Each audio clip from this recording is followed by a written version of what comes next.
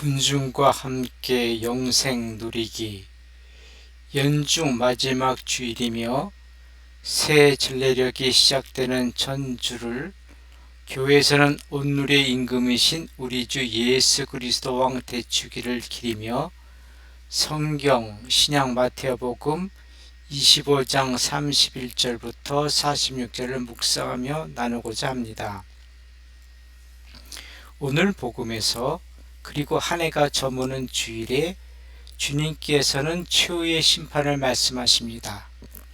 오늘 복음은 주님께서 굶주렸을 때, 목말랐을 때, 나그네 되었을 때, 헐벗었을 때, 감옥에 갇혔을 때 의인들은 예수님께 잡수실 것을 드렸고 마실 것을 드렸고 따스히 맞아 드렸고 입을 것을 드렸고 찾아가 배웠는지를 말씀하시자 주님의 오른편에 있는 의인들은 언제 주님께 그렇게 해드렸는지를 여쭙니다.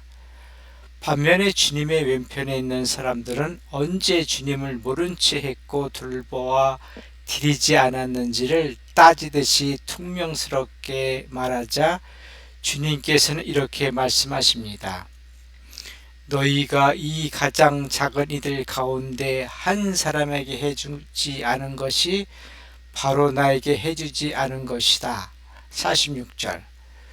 1930년대 어느 날 뉴욕에서 빵을 훔친 절도 혐의로 기소된 노인의 재판이 진행되고 있었습니다. 판사는 묻고 피고가 대답합니다. 피고는 전에도 빵을 훔친 적이 있습니까? 아니요, 처음입니다. 그렇다면 왜 훔쳤습니까? 저는 일자리가 없고 시정부에서 주던 음식도 끊기고 사위는 가족을 버렸고 딸은 병이 들어 일을 하지 못하고 굶어 죽어가는 손자를 차마 눈뜨고 볼 수가 없어서 빵을 훔쳤습니다. 하지만 피고의 행동은 명백한 범죄입니다. 알고 있습니까? 예, 알고 있습니다. 잘못했습니다. 피고는 이 법정을 나가면 다시는 빵을 훔치지 않겠다고 약속할 수 있습니까? 그건 약속할 수 없습니다. 노인이 말을 마치자 법정안은 술렁거렸습니다. 방청석에서는 노인의 딱한 처지로 판사가 죄를 용서해 주어야 한다고 하는 사람들도 있었지만 빵가게 주인은 또다시 그 노인이 자기 빵가게에서 빵을 훔칠 것을 염려해 판사님, 절도죄를 용서해 주시면 안 됩니다. 절도죄를 용서해 주시면 저희 빵가게는 손님보다 더 많은 절도범으로 득실 걸 겁니다.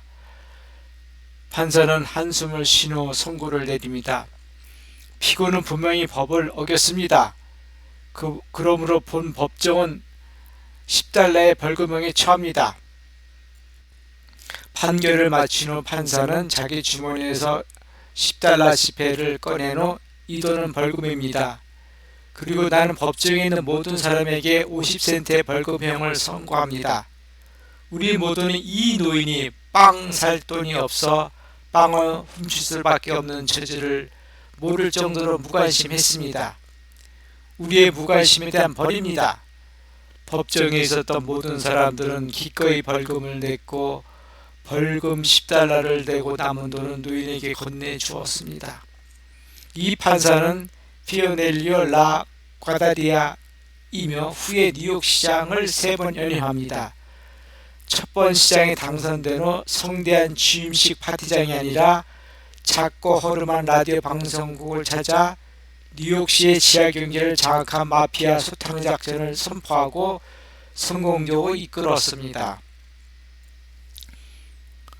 라 과디아 판사는 그 당시 뉴욕시에서 많은 사람들이 배고픔으로 고통받고 있었을 때 일부 부자들은 가난한 사람들의 배고픔, 목마름, 헐벗음을 외면했거나 무관심했던 것이 또한 죄를 여긴 것입니다. 오늘 복음에서 우리 주위에서 굶주리고 목마르고 헐벗고 병들고 감옥에 갇혀있고 나그네 된 사람들이 바로 나라고 주님은 말씀하고 계십니다. 러시아의 어떤 마을에 구두 수성공이 살고 있었습니다. 하루 종일 내린 눈으로 온 세상이 흰색으로 뒤덮였습니다. 하루 일을 마치고 저녁을 먹고 성경을 읽고 기도 중 내가 내일 네 가게를 방문할 터이니 나를 기다려라 하는 예수님의 음성을 듣게 됩니다. 다음날 아침 일찍 가게문 열고 예수님을 맞이하기 위하여 가게를 깨끗이 청소한 후 어느 때처럼 자리에 앉아 구두소설을 하면서 예수님께서 이제나 저제나 오시려나 기다리고 있었습니다. 아침나절이 다 지나가는데도 예수님은 가게 문을 열고 들어오시지 않고 가게 밖에서 누군가가 비로 눈을 쓸고 있는 소리가 들려왔습니다.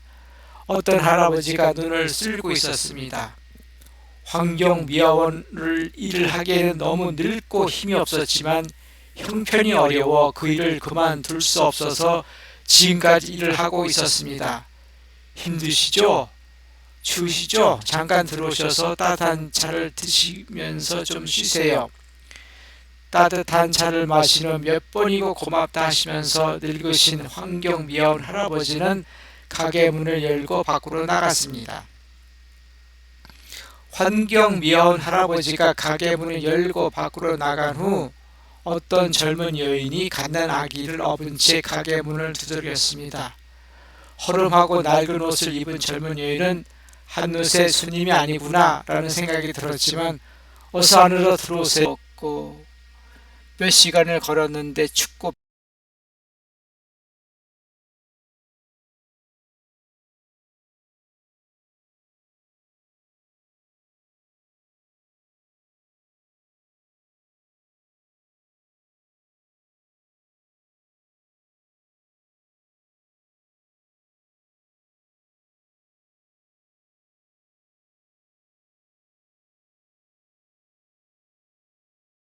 배고파서 여인은 자신의 신세가 너무 처량한지 말을 잇지 못했습니다.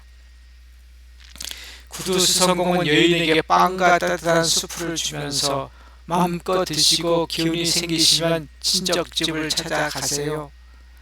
젊은 여인은 수없이 허리를 숙여 인사를 하고 떠나려는데 구두수성공은 몇 장의 지폐를 그녀에게 손에 쥐어주며 억지로 두툼하고 따뜻한 외투를 입혀 보냈습니다.